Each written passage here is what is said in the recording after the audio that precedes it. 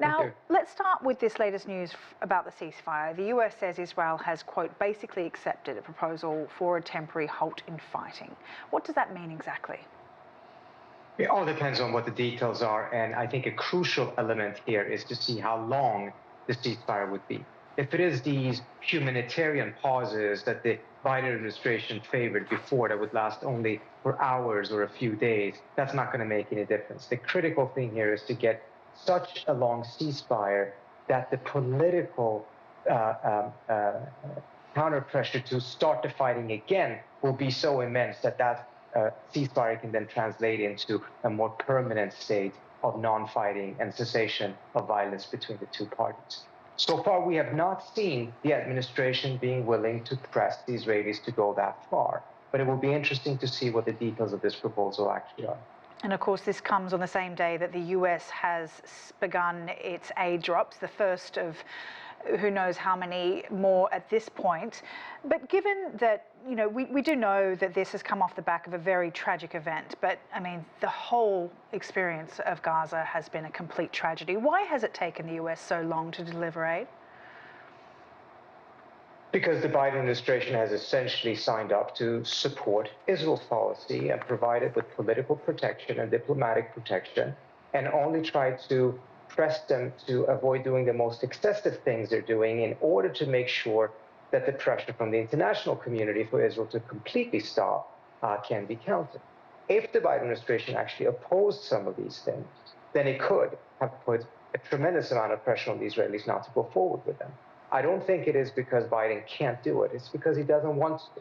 And I think the thinking in Biden's administration may be somewhat shifting now because of the electoral implications this will have for Biden. He is losing a big part of his base who are not did not sign up for this type of a support for a slaughter that his administration has provided thus far. And as you say, aid agencies say that the US government's efforts would be much better spent putting more pressure on Israel to open more land crossings and to provide security. But critics in this sense around this aid dropping also argue that aid, in a sense, fuels war, that, you know, people are being fed then to be killed. Given the US is by far the biggest funder of the Israeli military, providing roughly $3 billion in aid annually, with the US lawmakers debating an additional $14 billion, do you think that there could be some truth to this? Look, as long as the fighting continues, the aid will be necessary, but it will not make any difference in terms of the longer outcome of this. Yes, people will be kept alive, but as long as the bombs are falling, they will be killed in that war. So if one truly wants to aid the humanitarian situation, then one has to push for a ceasefire. And the United States, under Biden, has now 3 times cast a veto against a ceasefire, the last one only 2 weeks ago.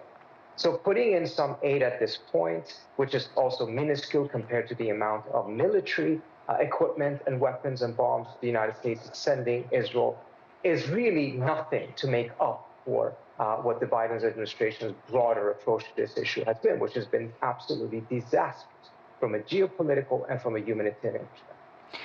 Now, at this point, I think a lot of people are asking, you know, what is it that can change what's happening on the ground in Gaza? We have in Europe, citing the ICJ's February ruling, 200 lawmakers from 13 countries calling for an arms embargo on Israel. How can or will powers outside of the US somehow influence what's going on? Is something like that enough? I think pressure, particularly on the Western countries that are providing military equipment to Israel, is essential. And those European countries can also play a role in pressuring the Biden administration on this matter. But it does appear quite unlikely that anything can really change unless Biden decides to shift his policy, meaning that the international community alone will probably not have the influence over Israel to be able to press them for a longer ceasefire. The United States is essential for that. And the Biden administration, again, has resisted it. Perhaps it is changing its perspective at this point. It remains to be seen. Hopefully, this ceasefire that has been talked about, which could have happened a long time ago, but hopefully this one will be long enough to make it as difficult as possible to return to this state of violence. Can you try and explain for an international audience this US perspective you describe? Is it a perspective or is it money talking here? Is it the Jewish lobbyists behind the government that's really pulling the strings? I don't think it has anything to do with Jewish lobbyists. There are pro-Israeli elements, of course, that have had a very significant influence on US's Middle East policy.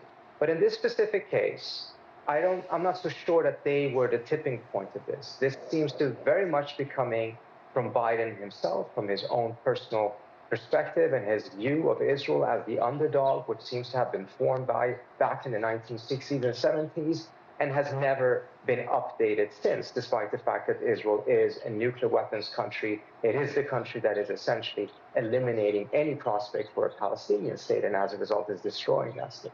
Hasn't been updated. He's very strongly held to that view, and plenty of people in his own administration disagree with him, but have failed to be able to make an impact on his thinking. All right, Trita Parsi, really appreciate your time. Thank you. Thank you so much for having me.